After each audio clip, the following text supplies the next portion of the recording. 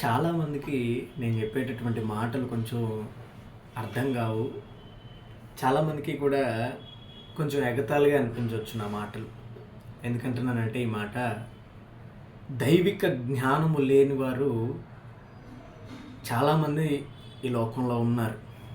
దైవిక జ్ఞానము దేవుడు అడగమంటున్నాడు.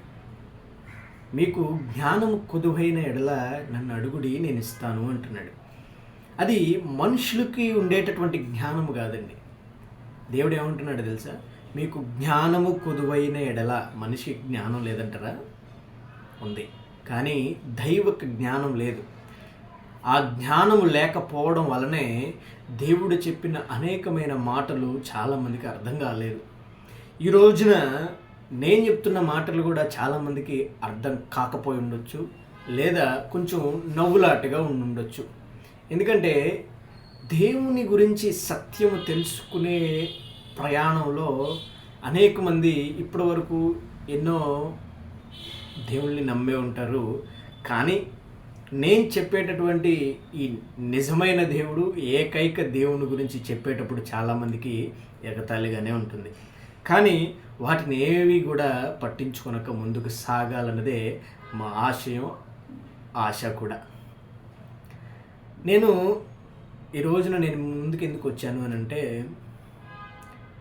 ఇన్ని రోజులు కూడా కొన్ని అనివార్య కారణాల వల్ల యూట్యూబ్లో వీడియోలు అప్లోడ్ చేయలేని పరిస్థితిలో ఉన్నాం. కానీ ఇప్పుడైతే దేవుని కృపను బట్టి మీ ముందుకు రావడం జరిగింది. మీరందరూ కూడా ఒకసారి గమనించండి. బైబిల్ ద్వారాగా మనం అనేకమైన విషయాలు నేర్చుకుంటూ వచ్చాం. కానీ ఇప్పుడు నేను కొంచెం మార్పు చేయాలి, ప్రజలను ఇంకా ఆసక్తికరంగా, ఇంకా కొంచెం దృఢంగా తయారు చేయాలి, ఆధ్యాత్మికంగా బలపరచాలి, దేవుని వైపు త్రిప్పాలి అనే ఆలోచనతో నేను మీ ముందుకు వచ్చాను. అదేంటంటే, దేవుని చేత వాడబడినటువంటి మహానుభావులు అనేక మంది ఉన్నారు ఈ లోకంలో. బైబిల్లో కాదండి, ఈ లోకంలో. బైబిల్లో అనేక మంది ఉన్నారు, వారి గురించి చాలా వరకు మనకు తెలుసు. కానీ మనం జీవిస్తున్నటువంటి ఈ జీవితంలో, మనం జీవిస్తున్నటువంటి దేశంలో అనేక మంది మహానుభావులు ఉన్నారు. దేవుని చేత వాడబడి, నలగగొట్టబడి, పరిశుద్ధులుగా మారి దేవుని సేవని దాన్ని ఏమంటాం, టైం లేకుండా, అంటే సమయం, వారికి వారే సమయం ఇచ్చుకోలేనటువంటి పరిస్థితులు, అంత ఇదిగా దేవుని సేవలో ఏకమైపోయారు, లీనమైపోయారు. అటువంటి గొప్ప మహానుభావుల గురించి మనం రోజు కొంచెం నేర్చుకోవాలి, మీకు నేను తెలియపరచాలని నేను ఆశపడ్డాను. మనం ఈరోజు నుండి కూడా ఒక మహానుభావుడి గురించి 4 పార్ట్ల కింద విభజించుకొని మనం నేర్చుకుందాం. ఎందుకంటే ఒకేసారి ఒకే మహానుభావుని గురించి చెప్పొచ్చు, కానీ ఆ పార్ట్ల పరంగా మనం నేర్చుకున్నట్లయితే కనుక మనకి ఆయన జీవితంలో నుంచి ఎన్నో విషయాలు మనం నేర్చుకోవచ్చు, ఎన్నో విషయాలు మనల్ని మేల్కొలుపుతాయి, మనల్ని దేవుని వైపు ఆధ్యాత్మికంగా నడిపిస్తాయి. దేవుడు వారిని ఎలా వాడుకున్నాడు, మనల్ని ఎలా వాడుకోవాలనుకుంటున్నాడు అనేటటువంటి విషయాలు ఇంకా అనేకమైన మనకు తెలుస్తూ ఉంటాయి. మనలో ఎటువంటి మార్పులు రావాలి, ఎటువంటి విధి విధానాల్లో మనం నడవాలి అనే కొన్ని విషయాలు మనం నేర్చుకుంటూ ఉంటాం. అందుకనే ఒక మహానుభావుని గురించి 4 పార్ట్ల కింద మనం వివరించుకుంటూ ముందుకు సాగుదాం.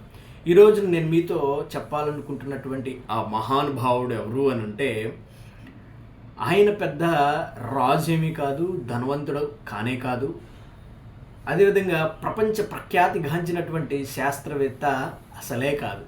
కానీ ప్రపంచం అంతా కూడా ఆయనను చూసి ఆశ్చర్యపోయిందట. ఎందుకో తెలుసా? వేలాది అనాథ పిల్లలకు భోజనాన్ని, నివాసాన్ని, వస్త్రాలను అందించాడు. ఎలాగో తెలుసా? ₹1 కూడా ఎవరిని అడగకుండా, కేవలం ప్రార్థన ద్వారాగానే వేలాది అనాథ పిల్లలకు భోజనం పెట్టాడు, వేలాది అనాథ పిల్లలకు ప్రార్థన ద్వారా నివాసాన్ని ఇచ్చాడు, వేలాది అనాథ పిల్లలకు ప్రార్థన ద్వారా వస్త్రాలు దయచేశాడు, ఎవరిని ₹1 కూడా అడగకుండా. ఆయన ఎవరు అని అంటే జార్జ్ ముల్లర్ గారు. ఈ జార్జ్ ముల్లర్ గారు అనే వ్యక్తి 19వ శతాబ్దంలో సెప్టెంబర్ 27న జర్మనీలో జన్మించారు. అయితే వారి తండ్రి ప్రభుత్వంలో పన్నుల వసూల అధికారి. జార్జ్ ముల్లర్ గారికి చిన్నప్పటి నుంచి కూడా దేవుని భయం అస్సలు లేదు. అబద్ధాలు ఆడేటటువంటి వారు, డబ్బులు దొంగలించేటటువంటి వారు, చెడు స్నేహాలు చేసేటటువంటి వారు, మద్యము కూడా అలవాటు చేసుకున్నటువంటి వ్యక్తి. ఒకసారి జార్జ్ ముల్లర్ గారు వారి తండ్రి దగ్గర ఆయన జేబులో ఉన్నటువంటి డబ్బులను దొంగలించి పారిపోయారు. రెండవసారి హోటల్లో నివాసం ఉండి డబ్బులు చెల్లించకుండా పారిపోయాడు. కానీ మూడవసారి ఒక కారణంగా, ఒక తప్పు చేసినటువంటి కారణంగా ఆయన్ని జైల్లో పెట్టాల్సి వచ్చింది, అరెస్ట్ అవ్వాల్సి వచ్చింది ఆయన. అప్పుడు ఉన్నటువంటి ప్రజలు, ఆ చుట్టుపక్కల వారే కానివ్వండి, ఆ తోటి స్నేహితులే కానివ్వండి, బంధుమిత్రులే కానివ్వండి, ఎవరైనా కానివ్వండి, అప్పుడు ఏమనుకున్నారంటే వాళ్ళందరూ కూడా ఈ అబ్బాయి ఇంతే, ఈ అబ్బాయి ఇంక మారడు, ఈ అబ్బాయి జీవితం ఇక్కడతో అయిపోయింది అనుకున్నారు. కానీ మనుషులు ఎన్ని విధాలుగా మాట్లాడుకున్నా, ఎన్ని విధాలుగా మనల్ని చూసినా, మనుషులు వేరు, దేవుడు వేరు. ఎందుకంటే దేవుని ప్రణాళిక ఆయన పట్ల వేరుగా ఉంది. అందుకని యెషయా గ్రంథం 55వ అధ్యాయం 8-9 వచనాల్లో ఇలా అంటున్నాడు దేవుడు. ఏంటంటే, నా తలంపులు మీ తలంపుల కంటేను, నా ఆలోచనలు మీ ఆలోచనల కంటేను ఎత్తుగా ఉన్నవి అంటున్నాడు. అంటే భూమికి ఆకాశములు ఎంత ఎత్తుగా ఉన్నాయో అంత ఎత్తుగా మన తలంపులే కానివ్వండి, మన ఆలోచనలే కానివ్వండి, వాటికంటే మనకంటే దేవుని తలంపులు, దేవుని ఆలోచనలు అంత ఎత్తుగా ఉన్నవి అంటున్నాడు. మీకు అర్థమవుతుందా? అందుకనే మనుషులు ఎన్ని మాటలు మాట్లాడినా, ఎన్ని విధాలుగా వారిని దూషించినప్పటికీ కూడా దేవుని ప్రణాళిక వేరుగా ఉంది. కాబట్టి జార్జ్ ముల్లర్ గారి జీవితంలో గొప్ప కార్యం జరిగింది. ఆ గొప్ప కార్యం ఏంటంటే, ఒక రోజున అతని స్నేహితుడు ఆయన దగ్గరకు వచ్చి ఇలా అంటున్నాడు, ఈ రోజున బైబిల్ సమావేశం ఉంది, నువ్వు రాగలవా అని అడిగాడు. ఆయనకి మొదటిసారిగా ఆసక్తి లేదు, కానీ రెండవసారి ఏదో ఒక కారణంగా వెళ్ళాల్సి వచ్చింది. ఆ యొక్క గృహాన్ని దర్శించారు. ఆ స్నేహితుడితో కలిసి ఆ బైబిల్ సమావేశంలో ఈయన కూడా పాలిభాగస్తులు అయ్యాడు. కానీ ఆయనకి నిజమైన దేవుడు ఎవరో తెలియదు, యేసుక్రీస్తు వారి గురించి అస్సలు తెలియదు. కానీ అక్కడ జరిగేటటువంటి ఆ దృశ్యాన్ని చూసి ఆశ్చర్యపోయాడు. వాళ్ళందరూ కూడా మ్రోకరిల్లి ప్రార్థిస్తున్నారంట. దేవుని గురించి, దేవుని ప్రేమ గురించి ఒకరితో ఒకరు చెప్పుకుంటున్నారంట. పరిశుద్ధ గ్రంథాన్ని చదువుతూ ఉన్నారంట. వీటన్నిటినీ చూసినటువంటి జార్జ్ ముల్లర్ గారి మనసులో ఏమనిపించిందో తెలుసా? ఇటువంటి ఆనందాన్ని నా జీవితంలో ఎప్పుడూ చూడలేదే అని ఆయన మనసులో అనిపించిందంట. వెంటనే ఆ దృశ్యాలన్నీ చూసి, ఆ పరిశుద్ధుల మధ్య ఈయన ఉన్నాడు కదా, ఆయనకి వెంటనే ఆయన కళ్ళల్లో నీళ్లు తిరిగి, ఆయన గతంలో చేసినటువంటి ప్రతి ఒక్క పాపము కూడా ఆయన కళ్ళకు కట్టినట్టుగా ఆయన కళ్ళ ముందే తిరుగుతూ ఉన్నాయంట. ఒక్కసారిగా ఆయన ఏం చేశాడో తెలుసా? ఆయన కళ్ళల్లో నీళ్లు పెట్టుకుని మ్రోకరిల్లి ప్రార్థించాడంట. ఏమని? ప్రభువా, నన్ను క్షమించిన ఆయన, నన్ను ఈ పాప ఊబిలో నుంచి తీసుకురా, నన్ను రక్షించు అని ప్రార్థించాడంట.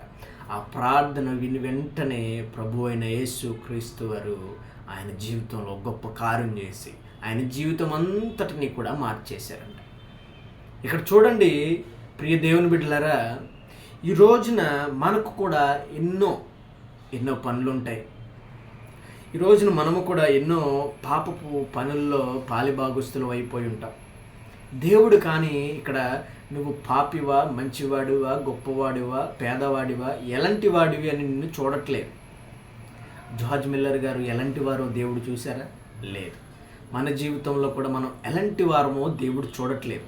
కానీ దేవుని ప్రణాళిక మన పట్ల ఏ విధంగా ఉన్నదో ఆయనకి తెలుసు కనుక, ఆయన ఏ సమయానికి ఆ ప్రణాళికను తీసుకుని రావాలో, మన జీవితంలో మార్పులు చేయాలో ఆయనకి తెలుసు కనుక, ఆయన సమయానికి ఆ పనులని చేయగలడు.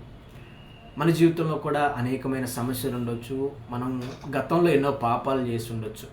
కానీ ఏదో ఒక సమయాన్న మన స్నేహితుల ద్వారా కానీ కానివ్వండి, మన కుటుంబ సభ్యుల ద్వారా కానీ కానివ్వండి, దైవజనుల ద్వారా కానీ కానివ్వండి, లేదా ఇలా ముఖాముఖిగా కొన్ని వీడియోల ద్వారా కానీ కానివ్వండి, మీకు కొన్ని మాటలు వినపడతా ఉంటాయి. ఏంటంటే, ప్రభు అయిన యేసు క్రీస్తు వారే నిజమైన దేవుడు, ఆయనను నమ్ముకొనండి అని కొన్ని మాటలు వినపడతా ఉంటాయి. మీ పాపాలను ఒప్పుకొనండి అని కొన్ని మాటలు వినపడతా ఉంటాయి. కానీ అప్పుడు మనం ఏదో సాదా సీదాగా చూసి ఏదో వీడియోనే కదా చూసేసి దాన్ని స్క్రోల్ చేస్తూ ఉంటాం. కానీ మనం ఒక్క నిమిషం ఆగి ఆ మాటలు విని ముందుకు సాగినట్లయితే మన హృదయంలో పశ్చాత్తాపం అనేది ఒకటి కలుగుతుంది. ఎలా అంటే, ఈ జార్జ్ మిల్లర్ గారికి అక్కడ ఉన్నటువంటి పరిశుద్ధులను చూసి, ఆ పరిశుద్ధులు ఏమేమి చేస్తున్నారో గమనించి, ఆ పరిశుద్ధ వాతావరణంలో ఆయన ఉన్నాడు కాబట్టి ఆయనకి పశ్చాత్తాపము అనేది ఆయన హృదయంలో ఒకటి కలిగింది. పశ్చాత్తాపము అనగా ఏమిటి అని అంటే, మనము చేసినటువంటి పాపాలన్నీ కూడా దేవుని దగ్గర నిరభ్యంతరంగా, అంటే అసలు అభ్యంతరమే తెలపకుండా ప్రతి ఒక్కటి కూడా, మనము చేసిన ప్రతి ఒక్కటి కూడా కళ్ళారా చూసిన వాడికి ఏ విధంగా అయితే చెప్తామో అదే విధంగా ప్రభువుతో మన పాపాలన్నీ కూడా ఒప్పుకొని కన్నీటితో ఆయన పాదములు తడిపి మమ్మల్ని క్షమించు ప్రభువా అని ఒప్పుకునేటటువంటి పశ్చాత్తాపం అది జార్జ్ మిల్లర్ గారికి కలిగింది. అటువంటి పశ్చాత్తాపమే మనం ఈ విధంగా వీడియోలు విన్నప్పుడు, పెద్దల ద్వారా మాటలు చెప్తున్నప్పుడు మనకు అటువంటి పశ్చాత్తాపం కలుగుద్ది. కానీ ఏముందిలే, ప్రజలందరూ కూడా పాపాలు చేస్తున్నారు, వారిలాగా ఉంటేనే మనల్ని ఇష్టపడతారు, మనం వ్యతిరేకంగా ఉంటే మనల్ని ఇష్టపడరు కదా. అందుకనే వ్యతిరేకంగా ఉండడం కంటే మనుషులకు నచ్చినట్లుగా ఉండడమే మంచిది అని ఈ రోజున చాలామంది కూడా ఆ విధంగా ఉండిపోతూ ఉన్నారు. కానీ నేనంటాను, మనుషులు శాశ్వతం కాదు, మనుషుల హృదయాలు శాశ్వతం కాదు, మనుషుల ప్రేమ శాశ్వతం కాదు. ప్రభు అయిన యేసు క్రీస్తువుడు అంటే నిజమైన దేవుడే మనకు శాశ్వతం. ఆయన ప్రేమ మాత్రమే మనకు శాశ్వతం. నీవు మరణించినప్పటికీ కూడా పరదేశులు ఆయనతో ఉంటాం, ఆయన నీకు శాశ్వతం. ఆయన మాట వినాలి, ఆయన అడుగు జాడల్లో మనం నడవాలి. అంతేకాని మనుషులు ఏ రీతిగా ఉన్నారో ఆ రీతిగా మనం ఉండడం కాదు. దేవుని వలె ప్రేమతో ఉండాలి, దేవుని వలె దయతో ఉండాలి, దేవుని వలె పరిశుద్ధంగా బ్రతకాలి. అలా బ్రతికిన రోజునే నీలో మార్పు కలుగుతుంది. ఏ విధంగా అయితే జార్జ్ మిల్లర్ గారి జీవితంలో పశ్చాత్తాప హృదయం కలిగినదో, నీ హృదయంలో కూడా ఈ రోజున ఈ వీడియో వింటున్న నీ హృదయంలో కూడా పశ్చాత్తాపము అనేది ఒకటి కలిగి ఉంటే కనుక ఈ రోజునే, ఈ క్షణాన్నే, సమయం అక్కర్లేదు, దానికి ఒక ప్రత్యేకమైన సమయాన్ని కేటాయించుకోక్కర్లేదు, ప్రత్యేకమైన ఒక ప్రదేశాన్ని కేటాయించుకోక్కర్లేదు. నువ్వున్న స్థలంలోనే, నువ్వున్న చోటనే ఈ మాటలు వింటున్న నీ హృదయంలో పశ్చాత్తాపం కలిగినట్లయితే తక్షణమే నీ పాపములు నీవు నా దగ్గర కాదు, నీ ప్రభువైన యేసు క్రీస్తు వారి దగ్గర ఒప్పుకొని పాప క్షమాపణ పొంది రక్షించమని వేడుకుని ఆయన పాదాలు తడుపు. రేపటి నుండి నీ జీవితంలో ఎట్లాంటి అద్భుత కార్యాలు జరగబోతాయో కళ్ళారా నీవే చూస్తా.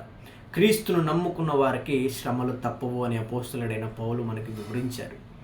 శ్రమలు ఖచ్చితంగా వస్తాయి. క్రీస్తుని నమ్ముకోవడం వల్ల ఆనందము, సంతోషము, సుఖము, ఐశ్వర్యమే కాదు, క్రీస్తుని నమ్ముకుని వెంబడించడం వల్ల శ్రమలు తప్పవు. కానీ ఆ శ్రమలన్నీ కూడా తొలగిపోయే రోజు, ఆ శ్రమలన్నిటినీ కూడా దూరం చేసే రోజు ఒకటి ఉంది. ఖచ్చితంగా ఆ రోజు కోసం మనం వేచి ఉండాలి. అంత్య దినములు మహా చెడ్డవి. ఆ చెడ్డ దినాల్లో మనం ఎలా బ్రతకాలో నేర్చుకోవాలి. పాలు దాగే పిల్లల వలె కాక జ్ఞానముతో, విజ్ఞానముతో ఆలోచించేటటువంటి పెద్దవారిగా ఉన్నారు కాబట్టి పాలు దాగే పిల్లల వలె ప్రవర్తించకండి. ఏది సత్యమో ఏది అసత్యమో తెలుసుకునేటటువంటి జ్ఞానము మీకున్నది కనుక నిజమైన సత్యాన్ని వెంబడించి నిజమైన సత్యములోనికి రండి. అర్థమవుతుందా? జార్జ్ మిల్లర్ గారిని దేవుడు ఏ విధంగా రక్షించారో, జార్జ్ మిల్లర్ గారి జీవితంలో ఎటువంటి అద్భుత కార్యాలు జరిగాయో మనం రేపటి పార్ట్ 2లో దేవుని చిత్తమైతే మనం అందరం కూడా నేర్చుకుని బలపరచబడదాం. ఈరోజైతే పశ్చాత్తాపము, జార్జ్ మిల్లర్ గారి జీవితంలో పరిశుద్ధుల మధ్య ఉన్నటువంటి ఆ యొక్క సమయంలో పశ్చాత్తాపం కలిగింది కదా. ఈరోజు మీ జీవితంలో కూడా అటువంటి పశ్చాత్తాపం కలగాలని నేను ఆశపడుతున్నాను. రేపటి రోజున అనేక మంది రక్షణ మార్గంలో నడవాలని నేను ఆశపడుతున్నాను. ప్రభు అయిన యేసు క్రీస్తు వారు ఈ చిన్న మాటలు మీ అందరి వినికిడిలో దీవించునుగాక. ఆమేన్, ఆమేన్. మీ అందరికీ కూడా నా యొక్క ప్రత్యేకమైన వందనాలు తెలియపరచుకుంటున్నాను.